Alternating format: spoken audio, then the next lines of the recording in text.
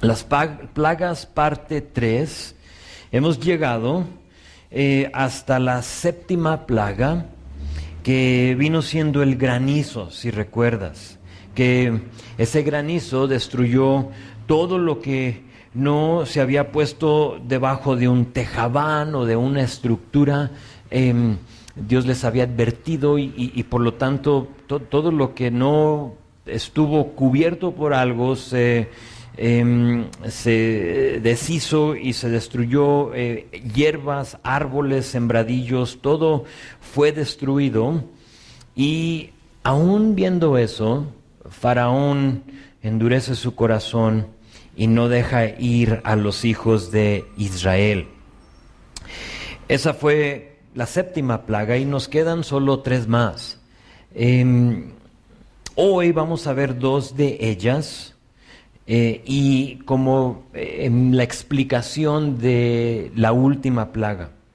La próxima semana veremos, bueno, no la próxima, porque la próxima vamos a poner en pausa el estudio y vamos a tener un estudio acerca de los matrimonios y te invito a que vengas, que invites a alguien también si te gustaría, y luego ya después de ahí veremos la última plaga, en la cual por fin Faraón va a dejar ir a los israelitas. Hemos visto que con cada plaga, o que cada plaga se ha puesto más y más y más severa. Hemos visto que ya no son solo golpes hacia la tierra, sino que también en cuanto a la persona. Ya no han sido solo ranas o granizos, sino que también eran piojos, eran moscas, eran úlceras, y con las últimas 3 plagas, 2 de ellas se van a dirigir a la tierra, mientras que la última hacia la persona. Número 8, lo que vamos a ver hoy es langostas en toda la tierra, chapulines, saltamontes como los conocemos. Mientras que la 9 será oscuridad, tinieblas por 3 días. Y luego la última, la 10, será, y la conocemos como la muerte del primogénito. Y ya después de eso, Faraón por fin va a dejarlos ir. Entonces, vean capítulo 10, versículo 1 conmigo, y dice así.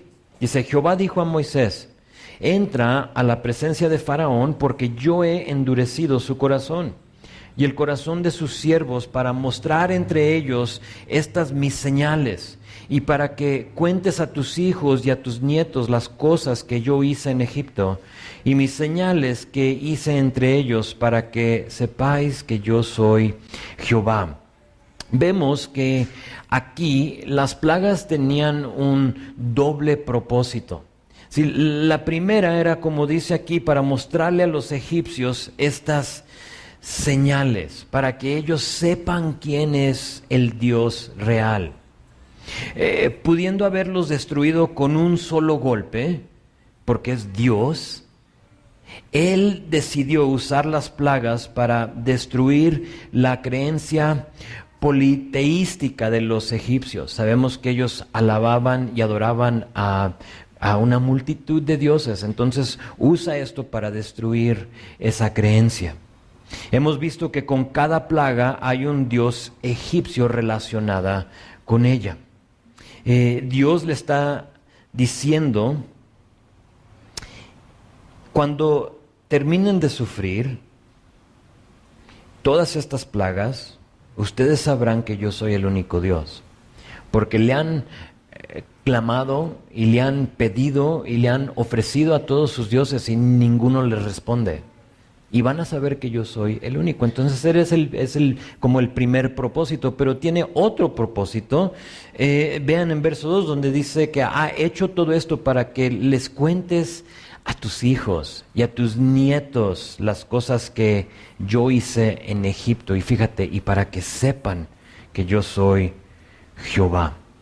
Noten ahí la responsabilidad de los israelitas. La responsabilidad era contarle a sus hijos, decirles de quién es Dios.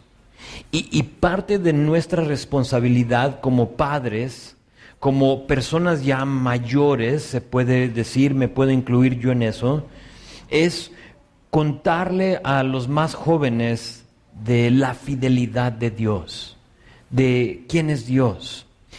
Piensen conmigo, los israelitas habían experimentado años de esclavitud. Vamos a ver que van a ser más de 400 años de esclavitud. Los israelitas habían visto la mano dura de los egipcios sobre de ellos, haciéndolos trabajar más que a cualquier otra persona, usándolos, esclavizándolos. Han visto la persecución contra sus hijos, haciéndolo perfectamente legal, ahogar a sus hijos y matar a los primogénitos. Y si te pones a pensar, te das cuenta que ellos tenían muchísimas cosas de las cuales quejarse. Pero Dios dice, cuéntenles de mis señales para que me conozcan. Y lo resalto porque muchas veces solo contamos de lo que Dios todavía no ha hecho.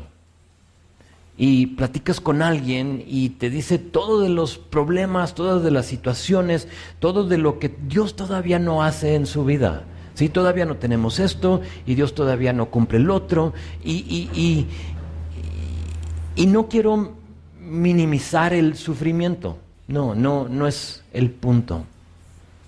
Simplemente digo que así como hay sufrimiento, también hay victorias. Sin duda Dios ha sido victorioso en tu vida. No todo es un sufrimiento, no todo es un fracaso.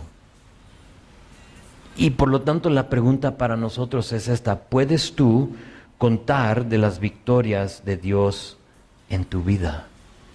¿Las recuerdas? ¿Recuerdas cuáles son las victorias? Fue el salmista en número 77:11 que dice esto, dice: me acordaré de las obras de Jah, sí, haré yo memoria de tus maravillas antiguas. ¿Haces tú memoria de las maravillas antiguas? ¿Recuerdas tú el día cuando andabas totalmente desviado y cuando andabas totalmente, quizá para algunos, en el mundo? Y luego Dios te rescató. ¿Y cómo es que Dios trajo a esa persona? Quizá tú lo tienes bien marcado, lo recuerdas. O a lo mejor se te ha olvidado. También dijo el salmista en número 40, versículo 9, dice: a todo tu pueblo le conté de tu justicia, no tuve temor de hablar con libertad. Me encanta. Primero dice, me acordé de tus obras, y luego a todo tu pueblo le conté. Y les animo a recordar y contar de lo bueno que ha sido Dios en sus vidas. Sin duda hay cosas que Dios todavía va a hacer en nosotros, pero no pierdan el enfoque. Recuerden que Él, como hay una canción que cantamos, Él lo hará otra vez, ¿sí? Él es el Dios que mueve montañas. Y solo porque ahorita tienes un cerro delante de ti, no sabes cómo treparte y escalarlo y subir y cruzar, no quiere decir que Dios no lo pueda hacer. Y así como ha movido montañas, Dios lo hará otra vez. ¿Por qué? Porque Dios es demasiado bueno y Dios será siendo demasiado bueno. Cuenta eso a los demás, a tus hijos. ¿Sí? Estamos pasando por este problema, hijo, pero sabes, Dios ha sido más que bueno con nosotros. Déjate cuento de las victorias en nuestras vidas. Eso hacen, o eso les dice Dios que hagan, y luego en verso 3 le dice: entonces vinieron Moisés y Aarón a Faraón y le dijeron: Jehová, el Dios de los hebreos, ha dicho así: ¿hasta cuándo no querrás humillarte delante de mí? Deja ir a mi pueblo para que me sirva. Si aún rehusas dejarlo ir, he aquí que mañana yo traeré sobre tu territorio la langosta, la cual cubrirá la faz de la tierra, de modo que no pueda verse la tierra, y ella comerá lo que escapó, lo que os quedó del granizo. Comerá asimismo todo árbol que os fructifica en el campo. Si recuerdan, con el granizo todo fue destruido, menos recuerdan lo que se sembró y era tardío, o sea, lo que todavía no brotaba. Entonces eso pues obviamente todavía estaba bajo la tierra y eso no lo pudo destruir, pero aquí les está diciendo, todavía lo que ya brotó, lo que ya ahora sí está por dar fruto, lo que ya va a dar su vegetal, lo que sea, si eso no se destruyó con el granizo, aquí sí se va a destruir, aquí sí lo van a ver. Y luego dijo, y llenará tus casas y las casas de todos tus siervos y las casas de todos los egipcios, cual nunca vieron tus padres ni tus abuelos, desde que ellos fueron sobre la tierra hasta hoy. Y se volvió y salió de delante de Faraón. Entonces tenemos como en algunas ocasiones la advertencia de Dios a Faraón, la misericordia de Dios, la gracia de Dios diciéndole, mira, si no los dejas ir, esto es lo que va a suceder. Y por lo tanto le dice, y ahora vean lo que pasa en versículo 7, esto es es primera vez que vemos esto en la historia de las plagas. Entonces los siervos de Faraón le dijeron, ¿hasta cuándo será este hombre un lazo para nosotros? Deja ir a estos hombres para que sirvan a Jehová su Dios. Ahí cuando dice hombres, Faraón está pensando varón, pero realmente ellos están diciendo, déjalos ir a todos, que se vayan, ya para qué los queremos, han sido un lazo para nosotros. Dice, le dicen, ¿acaso no sabes todavía que Egipto ya está destruido? Ya no queda nada. ¿Cuánto más les vamos a dar? Ya no nos ha golpeado económicamente, ha tomado todo nuestro ganado, ha destruido todos nuestros sembrados, nuestra agua ya no es ni potable, todas las diferentes cosas nos ha destruido.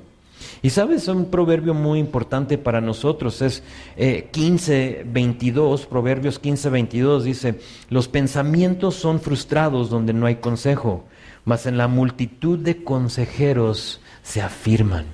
Y sabes, aquí Faraón tiene consejo de sus siervos.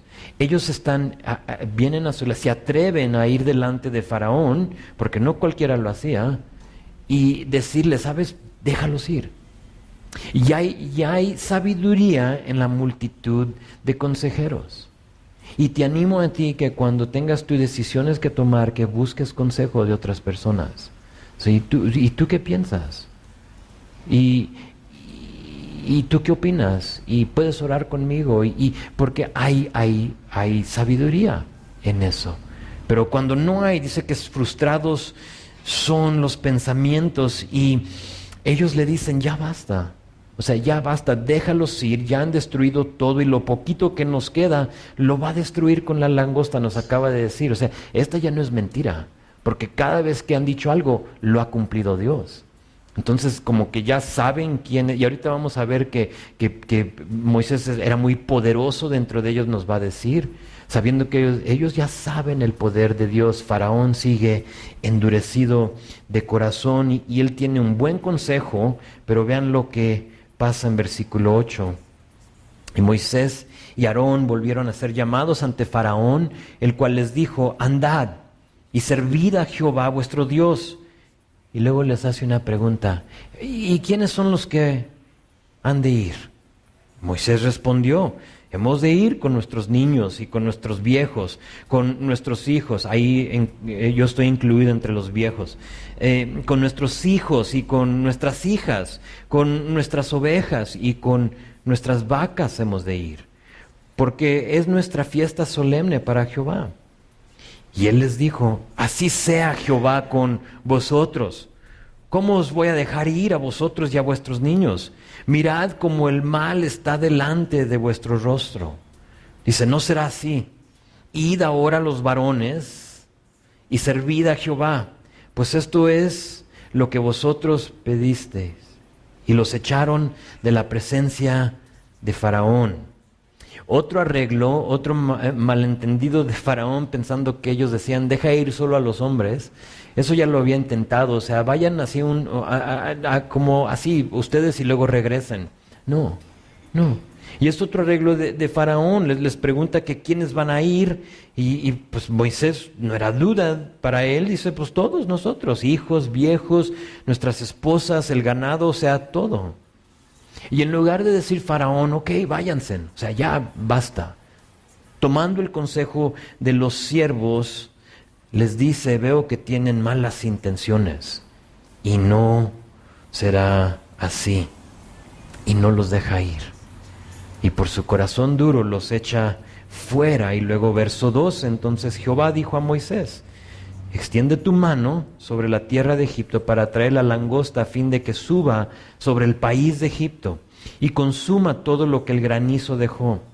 Y extendió Moisés su vara sobre la tierra de Egipto y Jehová trajo un viento oriental sobre el país todo aquel día y toda aquella noche. Y al venir la mañana el viento oriental trajo la langosta. Esto se me hace interesante porque cuando lleguemos al partimiento de las aguas, va a ser también un viento que viene y parte las aguas. Es interesante cómo Dios usa su naturaleza para mostrarnos quién es Él y su poder. Verso 14, y subió la langosta sobre toda la tierra de Egipto y se asentó en todo el país de Egipto en tan gran cantidad como no la hubo antes ni la habrá después. Y cubrió la faz de todo el país y oscureció la tierra, fíjate, y consumió toda la hierba de la tierra y todo el fruto de los árboles que había dejado el granizo. No quedó cosa verde en árboles ni en hierba del campo en toda la tierra de Egipto. Langostas, como dije, los conocemos como saltamontes, ¿no? O chapulines, y ahorita los conocemos muy bien porque andan por todos lados, ¿no? Y este animal, este insecto, se come todo lo que es verde, se come las plantas, se come los vegetales, se come el pasto, y nosotros, como dije, aquí hemos tenido un tiempo de chapulines, de saltamontes, pero imagínate, ahora si esto te ha pasado aquí en estos días que hemos tenido, en mi opinión, un exceso de chapulines, imagínate sentarte a comer y que estén saltando en tu comida. O sea, estás comiendo y salta uno y caen los frijolitos refritos y ahí está como pegado, ¿no? Que, ay, no, y no se puede escapar. O estás comiéndote tu caldo y cae en tu caldo y lo sacas de tu caldo porque pues tienes hambre y tienes que comer, y solo para darte cuenta que ahora lo traes en la cabeza y que te están salte y salte y salte, y luego dices ya basta con esto y te paras para buscar el matamoscas o algo así, y en lo que tú vas caminando vas aplastando 1 y 2 y 3 y 4 y solo todo lo que escuchas es el crujido, ¿no? de estas langostas que tú vas mate y mate.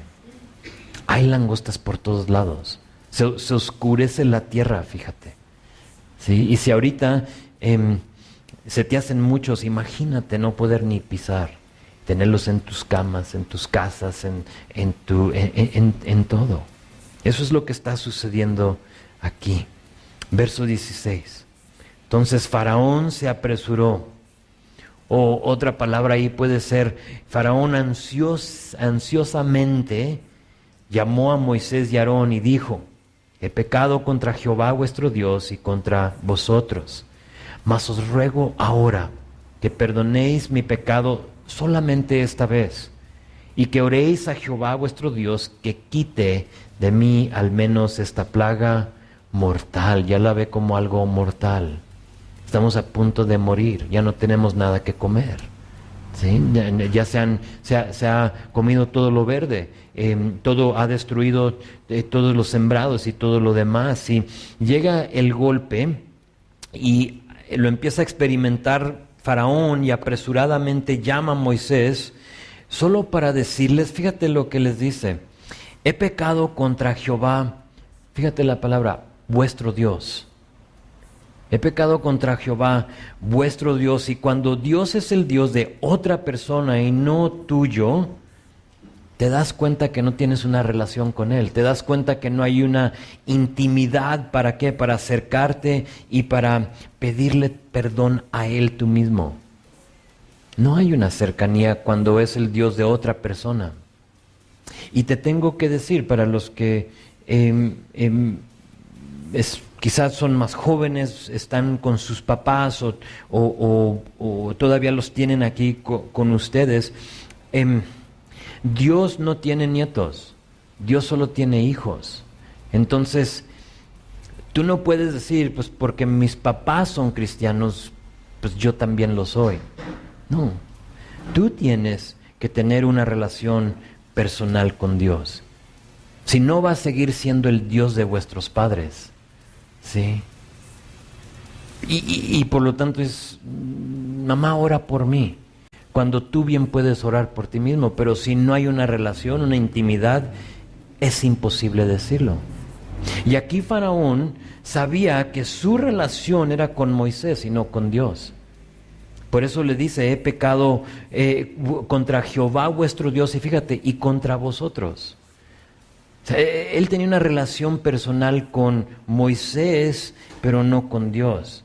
Y cuando Dios es el Dios de otra persona y no el tuyo, dices cosas como lo siguiente. Fíjate qué más les dice. Más os ruego, ahora que perdonéis mi pecado, fíjate, solamente esta vez.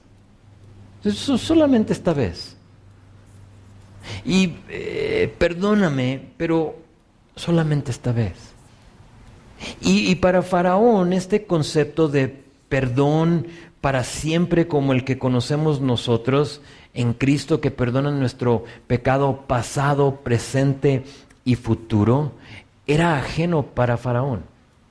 Él no sabía lo que era ser perdonado por todos sus pecados.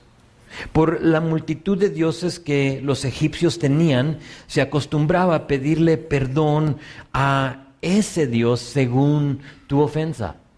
Sí, entonces tú le rendías culto al Dios que quizás necesitabas algo de él, o al Dios que ofendiste, ¿no? O que logró algo para ti y por lo tanto te diriges a él para darle gracias.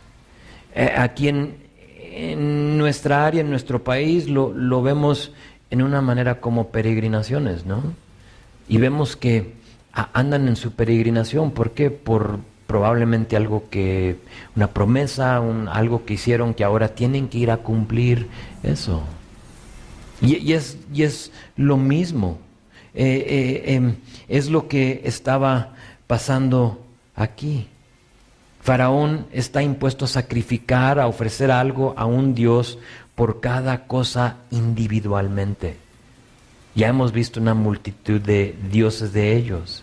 Y de esa manera se acerca a Moisés y le dice, perdóname solamente esta vez, así como está impuesto a hacerlo.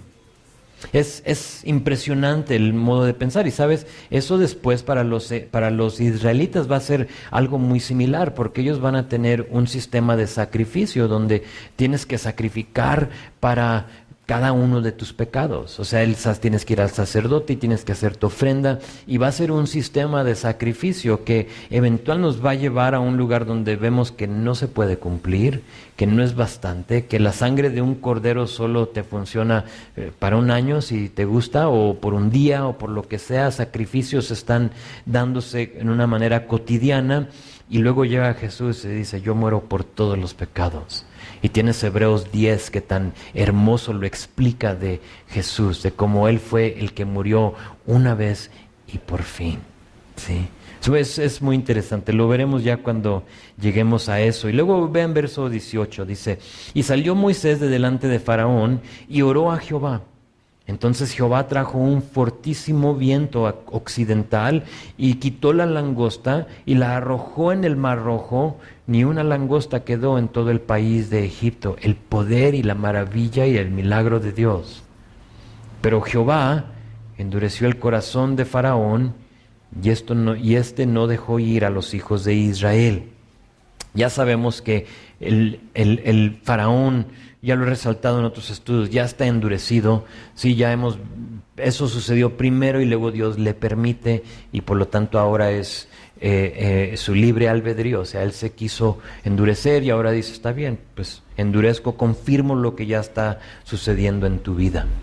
Y con esto, con esta plaga, con este golpe de la langosta que llega, destruye todo y ahora está quitado de ellos, Dios vence a la creencia en el Dios de Egipto de nombre Set. Por ahí está la imagen de Set. Set es un Dios muy interesante. Set era el Dios que vencía el caos y el desorden. Y más allá era el Dios del desierto. Entonces, muchos de estos dioses solo lo he resaltado en respecto a cómo aplica aquí a la plaga, pero muchos de ellos tenían como varias cosas que se les atribuía a ellos, como el orden del caos, el desorden, pero también del desierto. Entonces, depende si vas al desierto, vas a pasar un tiempo ahí, pues le harías una ofrenda, un sacrificio a Set. Se supone que Set era el hijo del dios Geb, ya hemos visto a Geb, y la diosa Nut. Se creía que Set destruyó al dios Apep, que era en forma de la serpiente, y esta serpiente era la serpiente de desorden. Por eso si ves a mano derecha, lo ves ahí con la lanza, y si te fijas bien, sé que está un poco chiquito, ves que está matando a la serpiente. Es lo que se supone, esta era la serpiente del desorden. Entonces llega Set y con esa victoria se hizo el dios del caos, no que promueve el caos, sino que él vence el caos y el desorden. Y en este momento creo que estamos de acuerdo que hay caos en todo Egipto, ¿no? Hay un caos. Los siervos de Faraón y quizás Faraón veían hacia Set para vencer el caos y se daban cuenta que no tenía ningún poder. Y lo tenían ahí en sus imágenes y lo demás, y le pedían a Set y le preguntaban, ¿dónde está tu lanza? O sea, ¿cómo vas a vencer este desorden, este caos que hay en la tierra? Y no podía. Entonces esa es la plaga octava. Ahora vamos a ver a la novena en versículo 21. Jehová dijo a Moisés, extiende tu mano hacia el cielo para que haya tinieblas sobre la tierra de Egipto, tanto que cualquiera las palpe. Ahora nota que no hay advertencia. En algunas de ellas Dios solo lo hizo. ¿Sí? O sea, ya te advertí con las langostas, no quisiste, ahora ahí te va la otra. Sí, y aquí dice que esta plaga era oscuridad o tinieblas. Nota que se va a poder palpar, indica que casi que se va a poder tocar la oscuridad. No sé si te ha tocado estar en una cueva, quizás en una mina, en algo donde apagan toda la luz y no se puede ver absolutamente nada. Hay un tipo de oscuridad en el cual tus ojos se tienen que acostumbrar. Y por ejemplo, si ahorita apagamos las luces, porque hay luz ambiental, ¿no?, en la ciudad, pero si las apagamos porque nuestros ojos están impuestos a ver la luz, estuviéramos todos ciegos, pero por un momento, mientras que tus ojos se acostumbran a la oscuridad, ¿verdad? Y de pronto ya puedes como que ver figuras, ¿no? Ves las sillas, quizás ves las cosas que están de blanco o algo así, y por lo tanto así puedes llegar a donde vas. Pero en este caso había una oscuridad total. Se ajustaron tus ojos y de todos modos no podías ver nada, imagínate. Verso 22 dice, y extendió Moisés su mano hacia el cielo y hubo densas tinieblas. Le da otra descripción, densas tinieblas sobre toda la tierra de Egipto, fíjate, por 3 días. Ninguno vio a su primo, a su prójimo. O sea, no puedes ver a nadie. Puedes estar delante de él así cara a cara. Sí, le puedes estar oliendo su boca, pero no verlo. O tentándolo, ¿no? O sea, aquí estás, pero no te veo. No podían ver a su prójimo, ni nadie se levantó de su lugar en 3 días. ¿A dónde vas? ¿Qué vas a hacer? En algo que no ves. Mas todos los hijos de Israel tenían luz en sus habitaciones, y créeme, los hijos de Cristo siempre tendrán luz. ¿Sí? Nuestro Dios es luz. Pero los hombres amaron más las tinieblas, ¿no? Esa palabra que amaron más es la palabra ágape. Amaron de esa manera, y nosotros éramos algunos de ellos en un tiempo. ¿Sí? Entonces ten compasión de la persona que se encuentra en ese momento ahorita en sus vidas. No los menosprecias, no pienses que eres mejor que ellos, simplemente reconoce que en un tiempo tú estabas ahí. Pero Dios. Entonces hay tinieblas por 3 días, y es interesante porque toda la vida se detuvo por 3 días. No hicieron nada. Fíjate que dice que por 3 días nadie se levantó de su lugar. Ahora, piénsalo conmigo. Sin luz, nada crece. Nada crece. Fotosíntesis requiere luz, ¿no? La manera que crecen las flores y las hierbas requiere la luz del sol. Y en 3 días no había nada, nada va a crecer en ese tiempo. De por sí ya no hay nada, porque la langosta se la comió toda. Y lo que quizás estaba brotando, porque no sabemos cuánto tiempo ha pasado entre estas plagas, pero si pasó un tiempo, quizás algo estaba ya otra vez sembrado y brotando, no sabemos, pero sin luz por 3 días nada va a crecer. Ahora, sin luz, tu cuerpo no produce vitamina D. Tu cuerpo necesita la luz para producir naturalmente, o sea, te puedes tomar las pastillas, ¿no? Y comerla de otras formas, pero tu cuerpo naturalmente produce vitamina D y sin ella no puede. Huesos y dientes no se desarrollan sin la vitamina D. Y se me hizo interesante esto, que una temperatura media a nivel mundial es 18 grados. Sabemos que unos más, ¿no? O sea, más caluroso, unos un poquito más frío, pero así en medio, un promedio de temperatura a nivel mundial es 18 grados. Y es entendido que si no sale el sol, fíjate, por una semana, 7 días, el promedio de temperatura bajaría más abajo del punto de congelación. Bajaría a 0 en una semana, sin el sol. Ustedes saben, cuando llegamos a lo mejor estaba todavía un poquito caluroso, ahorita que salgamos ya va a estar un poquito más fresco. En los 3 días que no hubo luz, la temperatura bajó de 18 grados a 8 grados. Ahora te das cuenta por qué no se movieron. O sea, hacía frío. Y si es una área donde era más fría, donde solo porque es desértico no quiere decir que no hace frío, porque el desierto puede ser frío, especialmente en la noche. Y cuando hay oscuridad por 3 días, imagínate el frío que tenían, o por lo menos el cambio en temperatura, ¿no?, que hubo en el ambiente. Y por lo tanto no hace nada por 3 días, más que quedarse en su lugar. Y Faraón dice, ve en verso 24. Entonces Faraón hizo llamar a Moisés y dijo, id, servid a Jehová, solamente queden vuestras ovejas y vuestras vacas, vayan también vuestros niños con vosotros. Y Moisés respondió, tú también nos darás sacrificios y holocaustos que sacrifiquemos para Jehová nuestro Dios. Al contrario, le dice Moisés, tú nos vas a proveer los sacrificios. O sea, no lo sabes, pero tú vas a proveernos los animales que vamos a necesitar. ¿Cómo que déjenlos aquí? No. Tú los vas a proveer, nos vas a mandar con todo.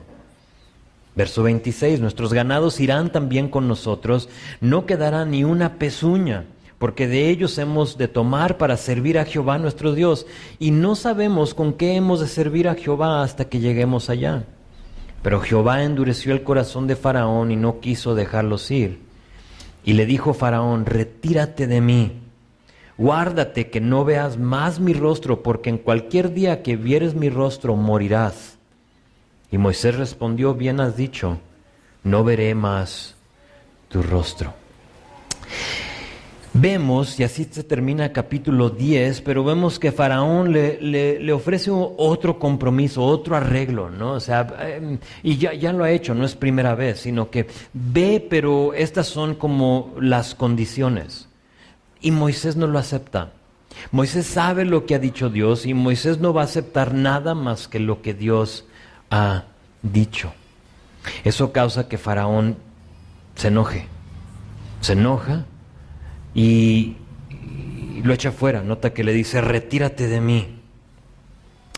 En otras palabras le está diciendo: estoy a punto de explotar, ya no hay yo qué hacer. Vete de aquí. Vete de aquí, porque la otra vez que me veas, vas a morir. Moisés le dice: ok, jamás veré tu rostro, no pasa nada conmigo. Ahora, la historia no se termina ahí. Y tenemos que ver que algo muy interesante pasa aquí en capítulo 11, porque sigue la historia, pero los primeros 3 versículos de capítulo 11 vienen siendo como un paréntesis. Y ahorita lo vemos, pero es como un paréntesis en la historia, porque veremos que en versículo 4, Moisés todavía está delante de Faraón. Entonces aquí todavía no se ha ido. Esa es la conversación. Salte de aquí. A la otra vez que te vea le dice: está bien. Pero de todos modos siguen ahí juntos, porque, y ahorita lo vemos, pero fíjate cómo es que tenemos este paréntesis en capítulo 11, versículo 1. Dice: Jehová dijo a Moisés. Entonces cambia la historia de Moisés hablando con Faraón, ahora Dios hablándole a Moisés. Dice: una plaga traeré aún sobre Faraón y sobre Egipto, después de la cual él los dejará ir de aquí, y seguramente los echará de aquí del todo. Habla ahora al pueblo, y que cada uno pida a su vecino y cada uno a su vecina alhajas de plata y de oro. Y Jehová dio gracia al pueblo en los ojos de los egipcios. También Moisés será tenido por gran varón en la tierra de Egipto, a los ojos de los siervos de Faraón y a los ojos del pueblo. Entonces es como, déjenles digo lo que estaba pasando en Moisés, en su mente, ¿no? Como Dios le ha estado hablando, es un paréntesis, y aquí vemos algunas cosas muy interesantes. Nota conmigo en versículo 2, que dice aquí que les pidan alhajas de plata y de oro a los egipcios. Ahora, no nomás unos cuantos, sino que todos vayan y pídanle a los egipcios alhajas de oro y de plata. Se puede ver, si solo lo lees así rápido, como algo un poco muy injusto, ¿no? O sea, ¿por qué exigirles sus posesiones? O sea, ¿por qué le vas a pedir a los egipcios esto? Es algo como absurdo. Sí, es que no sabes el trasfondo, si no sabes lo que han vivido los israelitas. Si recuerdan, los israelitas van a pasar, y lo veremos en los próximos capítulos, más de 400 años en Egipto sin paga. No hay ningún pago para ellos. Son esclavos. No han cobrado nada en esos años y ahora se llega el momento donde cobrarán lo que se les debe. Y cuando lo pones de esa manera te das cuenta que tenían realmente todo derecho para ir a pedirles esto. Y sin duda, los israelitas no tenían, yo creo, idea que este oro, que este plata, porque es algo como muy, como ya es un paréntesis, ¿no? Pero ¿por qué oro y por qué plata? Ellos no tienen ninguna idea que este oro, que este plata, que estas piedras preciosas que tienen las alhajas de oro, de plata, se van a usar después para el tabernáculo. Se dice: ¿y de dónde sacaron el oro y lo demás? ¿Recuerdas las vestiduras del sumo sacerdote? Que tenían las 12 piedras, ¿de dónde crees que las sacaron? Aquí. Dios, viendo más allá de lo presente hacia el futuro y diciéndoles: pidan estas cosas, vamos a necesitar oro, vamos a necesitar plata, y por lo tanto Dios proveyendo por su pueblo. Noten en versículo 3 que a Moisés lo tenían por gran varón en Egipto. Quizá Faraón no, pero sus siervos y su gente común, sí. Todos tenían a Moisés como exaltado, habían visto lo que Dios hacía a través de él y decían, wow, este hombre es pesado, o sea, cuidado con Moisés. Sí, lo estimaban, entonces no lo relata para que sepamos que cuando ellos piden las alhajas, el oro, o sea, si yo te pido, o sea, sé que ustedes me quieren, o espero que me quieran, pero si yo te pido tus alhajas y todas tus joyas, ¿me las vas a dar? Es muy probable que no, ¿sí? Yo no te voy a dar las mías, los quiero mucho, pero son mías, y de todos modos no tengo, pero si tuviera, no te las daría. Pero ellos sí, o sea, habían estimado mucho a Moisés y por lo tanto, necesitamos estas cosas, lo que ustedes quieran, o sea, ya vimos el poder de su Dios, ¿sí? Entonces tenemos este paréntesis, pero Moisés todavía está delante de Faraón, porque regresamos a versículo 4, fíjate lo que dijo, lo que pasa. Dijo pues Moisés, ¿a quién le está hablando Moisés? A Faraón. Dice, Jehová ha dicho así, a la medianoche yo, oh Dios, saldré por en medio de Egipto, y morirá todo primogénito en tierra de Egipto, desde el primogénito de Faraón que se sienta en su trono hasta el primogénito de la sierva que está tras el molino y todo primogénito de las bestias. Y habrá gran clamor por toda la tierra de Egipto, cual nunca hubo ni jamás habrá. Pero contra los hijos de Israel, desde el hombre hasta la bestia, ni un perro moverá su lengua, para que sepáis que Jehová hace diferencia entre los egipcios y los israelitas. Verso 8. Y descenderán a mí todos estos tus siervos, e inclinados delante de mí dirán, vete, tú y todo tu pueblo que está debajo de ti, y después de esto yo saldré. Y salió muy enojado Moisés de la presencia de Faraón.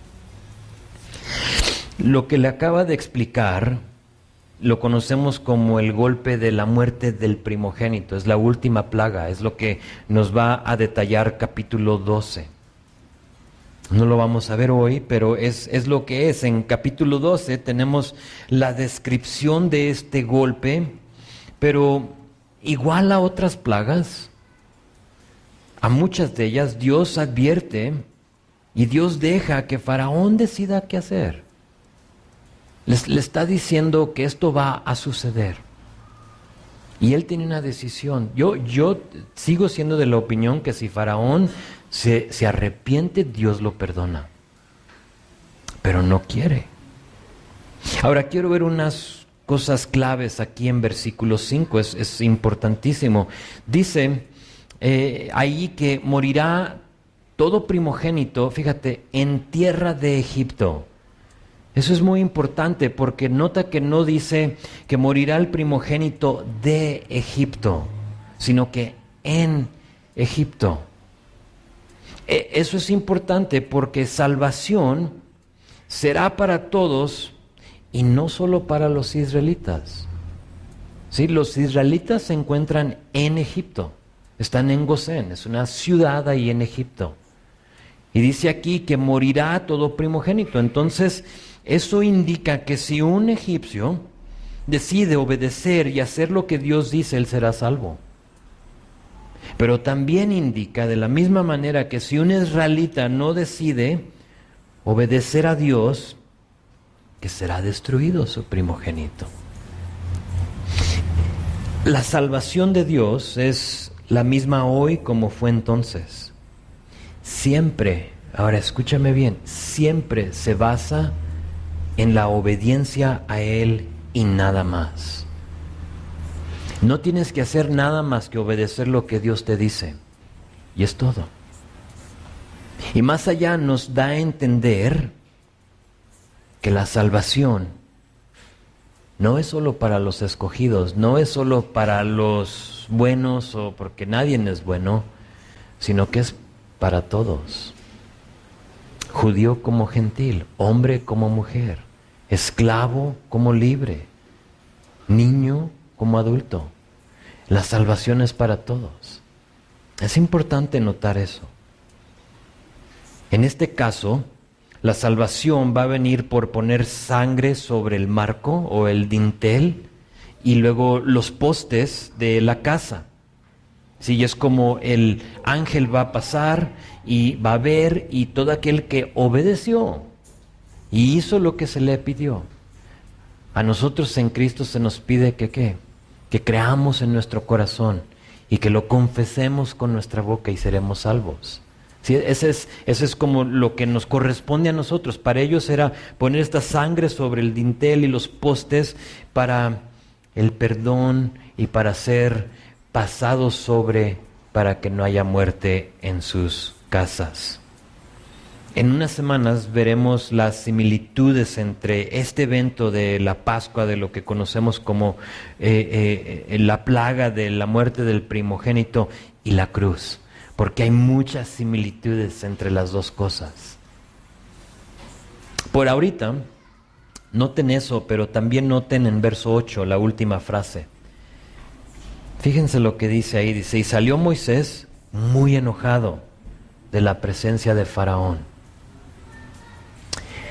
Moisés se llamará él mismo en Números capítulo 12 por versículo 3 por ahí, el hombre más humilde y manso del mundo. ¿Sí? Y lo es, y lo fue. Pero una deficiencia en la vida de Moisés era la ira. Era la ira. Esa será la espinita en el lado de Moisés. Es el ser iracundo. Entonces, si tú te encuentras con ese problema, con esa espinita, quizá te puedes identificar con Moisés.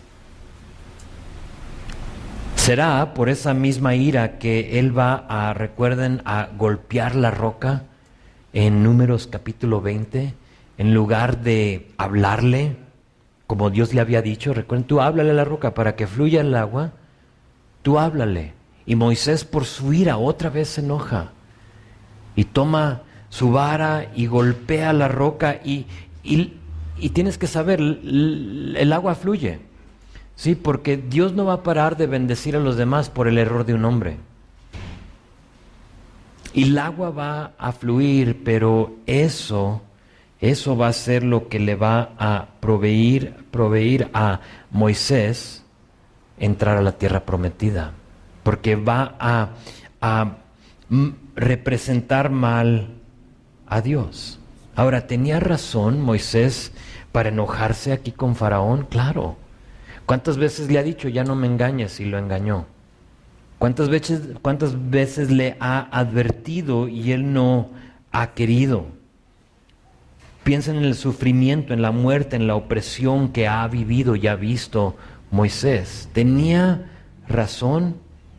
Claro, todo eso le daba derecho a estar enojado, pero el problema es que cuando se enoja y cuando se pone en ese estado de ira, mal representa a Dios.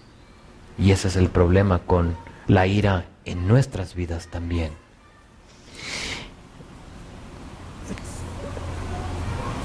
¿Se acuerdan que Moisés solo fue llamado a ser la portavoz de Dios? O sea, tú vas a ser el canal que les va a hablar. A ti no te corresponde enojarte, a ti no te corresponde condenar a la gente, nada de eso. Y es lo mismo para nosotros. Somos la portavoz de Dios. Dice Pablo en Efesios 6:19, escribiendo de la cárcel, que él está encarcelado. Y dice esto en Efesios 6:19, dice: oren también por mí para que cuando hable, Dios me dé las palabras para dar a conocer con valor el misterio del Evangelio, por el cual soy embajador en cadenas.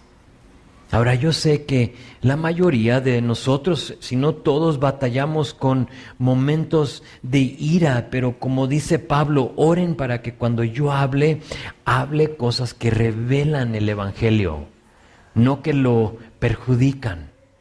Porque tu ira y mi ira perjudica el Evangelio, ya sea en las vidas de nuestros hijos, que son los que más bien nos conocen, o en de tu vecino, porque créeme, aunque nuestros muros son de tabique, todo se escucha, ¿sí? Y tus vecinos escuchan cuando estás gritando y cuando estoy gritando y todo lo demás. Y dañamos el testimonio del Señor. Como embajadores representamos a Cristo. Y eso es lo que hace un embajador, ¿no? El embajador de Estados Unidos a México, ¿qué hace? Es el representante de Estados Unidos hacia el país de México.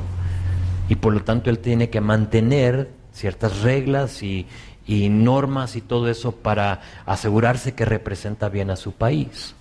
Nosotros no representamos a un país, pero representamos a un Dios. Y ese era un problema en la vida de Moisés. Entonces, como hijos de Dios, van a haber situaciones en nuestras vidas que nos van a frustrar, que nos van a enojar, pero tenemos que recordar que más que nada hemos sido llamados a representar a Cristo. Ese es nuestro llamado, ¿sí?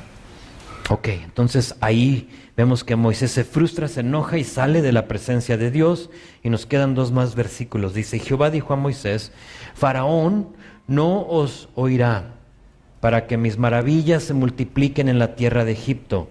Y Moisés y Aarón hicieron todos estos prodigios delante de Faraón, pues Jehová había endurecido el corazón de Faraón y no envió a los hijos de Israel fuera de su país. Entonces, hasta ahí llegó la oportunidad de Faraón para arrepentirse. Capítulo 12 viene el golpe. Él se endureció, Faraón, antes de las plagas. Lo sabemos cuando vienen y le piden que los dejen ir. Tú estás molestando a mis siervos, entonces les voy a poner más duro el trabajo. Eso fue antes de las plagas. Y ahora Dios le permite, le respeta su decisión, y lo próximo será el golpe más pesado de todos, la muerte del primogénito. Ahora, termino con esto. Súper importante. Y creo es el momento para decirlo, porque lo que vamos a ver en la última plaga es la muerte del primogénito, de niños, de personas. Y eso a veces causa a los que no conocen a Dios, que formen una opinión de Dios errónea y dicen, Dios es un Dios malo. El Dios del Antiguo Testamento, lo hablábamos David y yo, ¿no? Que hay algunos que dicen eso. Dios es un Dios malo. Noten que Dios no manda a nadie a la destrucción. En las plagas, en lo que hemos visto, hubo mucha advertencia. Hubo muchas oportunidades para que Faraón decida bien. Han sido 9 plagas, 9 oportunidades para arrepentirse y él no ha querido. Entonces, vamos a ver que la última plaga es muy fuerte.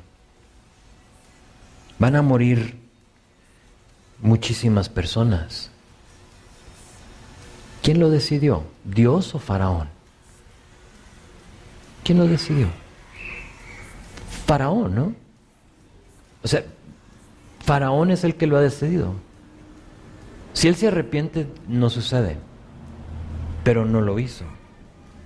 Entonces, ¿Dios es malo o el hombre? El hombre. Yo veo a un Dios misericordioso y lleno de gracia aquí. Han sido muchas las oportunidades. Dios no quiere la muerte del que muere, dice la palabra. Te doy una cita por si quizá tú tienes esa duda en tu mente y a ti te ha pasado eso, o te han dicho, ¿no? O sea, si Si Dios era un Dios bueno, no mandaría a la gente al infierno. ¿No has oído ese? Ese es algo muy famoso. Pero Dios no manda a nadie en el infierno. Cada quien decide. Es tu libre albedrío. Y al pueblo de Israel, Dios le habla y están a punto de ir al cautiverio. Y se me hizo interesante porque en mi lectura esta semana leí esto, y ahorita estoy leyendo en Ezequiel.